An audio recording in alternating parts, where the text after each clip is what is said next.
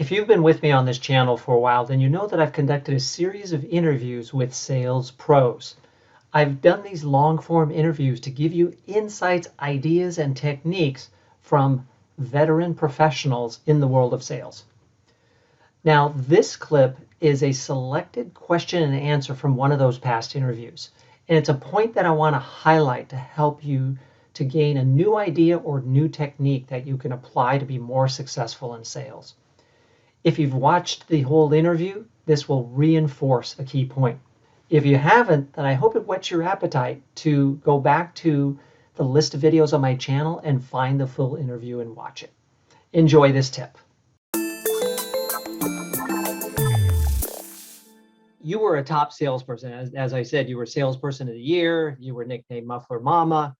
If we put you under a microscope and analyze what you did versus others who worked on that sales team where you were Salesperson of the Year, what differences would we find in how you operated? As one of very few women, I said I was the first woman hired by the first company. By the time I went to Walker Manufacturing, where I had a very glamorous position selling mufflers and catalytic converters and calling on distributors and garages. I was, I had one advantage, and it was also a disadvantage in a way, but I found a way to make it work. And that's that I was a woman. So right there, I was not just the sea of sameness.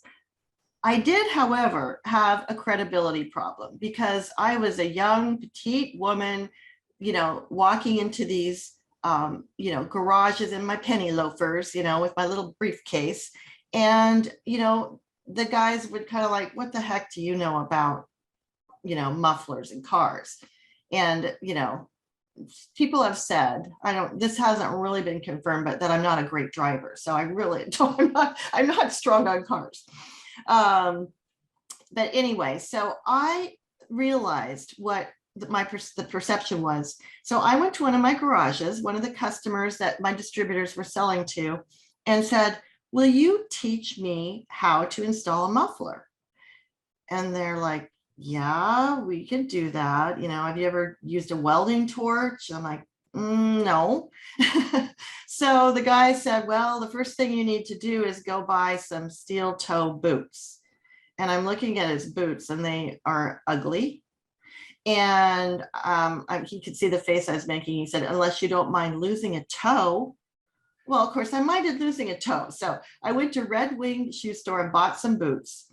I've got the whole story in my book, and it's got some very comical elements, but I'll make it short for here. But I went in and they helped me install an entire muffler system. So it's all the pipes and the gaskets and everything that you have to weld together. And I was wearing this heavy gear. I was wearing a welding helmet. And do you remember the movie Flashdance?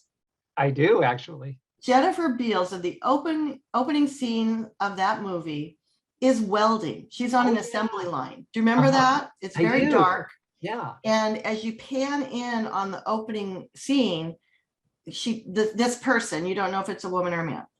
You assume it's a man, of course, puts down their welding torch and slowly takes off their helmet. And you see it's this beautiful Jennifer Beals. And then she pulls it all the rest of the way off and shakes her head, and her curls fall to her shoulders. So I'm under this car welding, and I'm kind of thinking, dang, I'm kind of like Jennifer Beals, And so finally we're done. We put all this stuff down, and the guys in the shop are kind of looking at me, right? And I take off my helmet, and across the garage, there's one of these little utility sinks with a mirror over it. And I catch sight of my reflection. I was not Jennifer Beals. My hair was stuck to my head. My face was red. The mascara is running down. So it was a very humbling and comical moment. That story became the Muffler Momma story. Those guys respected me because I wasn't afraid to walk a mile in their boots, and really learn. I mean, there were a lot of guys calling on them. Do you think any of them said, will you teach me to do what you're doing? Anytime you can go to a customer and say, I want to learn from you. I know all the, the stats and the part numbers and the materials that make this product, but I want to know what it's like for you, and that story, I think, really set me apart. Not I think, I know it set me apart.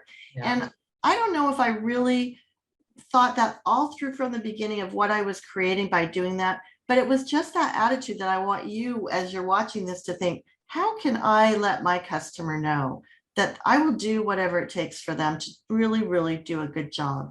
So there are so many ways to do that, but really being willing to understand the customer is going to set you apart, because a lot of salespeople don't care as much as that. I love that story.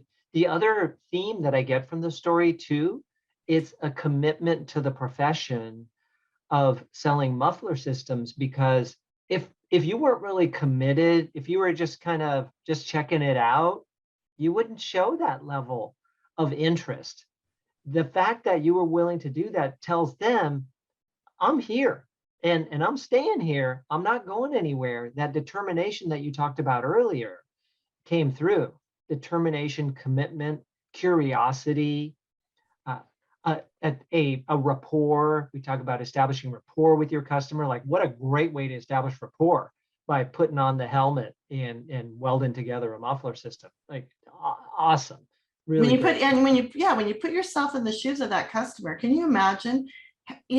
They thought that I was the greatest after that, and others did too. Like I said, there were some rough times at first, but I'll tell you, all in all, these customers were so good to me. It was a great experience. Yeah. Yeah. Oh, I like that so much.